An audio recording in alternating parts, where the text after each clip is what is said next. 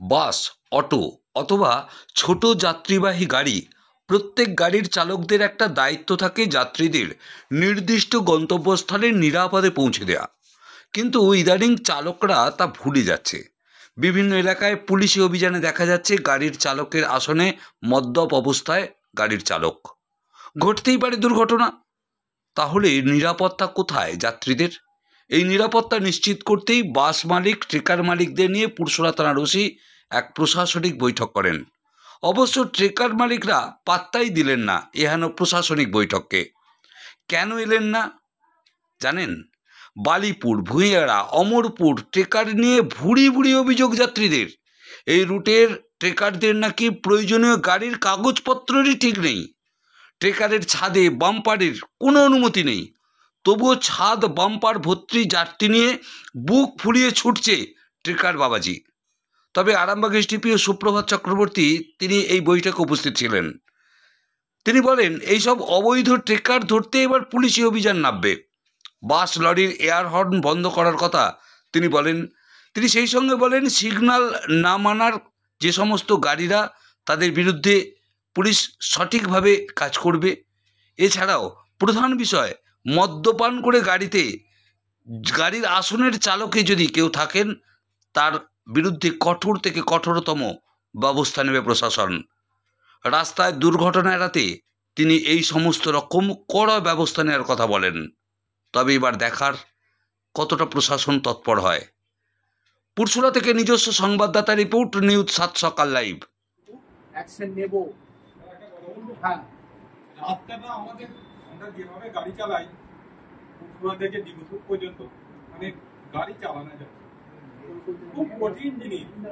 আমি কিন্তু দূর থেকে শুরু হয়েছে, এটা খুব কঠিন জিনিস। এমন একটা জায়গা হয়েছে যেটা আপনাকে আমি বলবো, কালকেই আপনি ভালো করে একটা মাস পিটিশন ভালো করে লিখে একটা সই করে, সবার সই করিয়ে আপনি একটা দিন। আমি আপনাকে বলছি, আমি আপনাকে কথা দিয়ে যাচ্ছি, আমাদের এসপি স্যার এটা ডিএম ম্যাডাম অব্দি মিলবে। তো আজকে আমাদের পুরসুরা থানার ওসি এবং আরামবাগের এসডিপিও আমাদের একটা প্রশাসনিকভাবে একটা আলোচনা করার জন্য দুর্ঘটনাজনিত আরো সমস্যার জন্য আমাদেরকে ওনারা বাস মালিক এবং ট্রেকার মালিক আরো টুজিগঞ্জ সবাইকেই ডেকেছিলেন। তো এই বিষয়টা আমাদের আলোচনা হলো। ওনারা আমাদের সতর্কমূলকভাবে অনেক কিছু উপদেশ দিলেন এবং আমরা সেটা দেখছি, এবং আমাদের যে ড্রাইভারগুলো আছে ওনাদের সঙ্গে আলোচনা করতে বলেছেন, কারণ যাতে করে আমাদের মেন উদ্দেশ্য থাকবে দুর্ঘটনাটা না হয়। তবে দুর্ঘটনা হচ্ছে, মানে এটা যে কোনো দুর্ঘটনাই খুবই খারাপ, তবু আমরা আপ্রাণ আমাদের তরফ থেকে চেষ্টা করব যাতে করে পুনরায় এই ধরনের কোনো দুর্ঘটনা না ঘটে। আমরাও আমাদের সমস্যাগুলো কিছু স্যারেদেরকে বললাম যে আমাদের রাস্তাঘাটের কিছু গন্ডগোল আছে, সেইগুলোকে একটু দেখুন। হ্যাঁ, তারপরে আপনার একটা বাস রেসারেসি যে করছে, বলছে টাইমের একটা ব্যাপার আছে। যারা বাসে বসে আছেন তারা বলছেন ট্রেন ধরবো, আবার এখানে জ্যামে হচ্ছে, সেইখানে লেট হয়ে যাচ্ছে।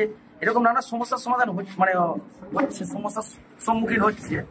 তো এই ব্যাপারটা নিয়ে আমরা একটা ওনার ড্রাইভারদের সাথে আমরা বসবো এবং আলোচনা করে যাতে করে স্থিরভাবে গাড়ি চালানো যায়, যাতে করে কোনো দুর্ঘটনা না ঘটে, মানুষের জীবনহানি না হয়।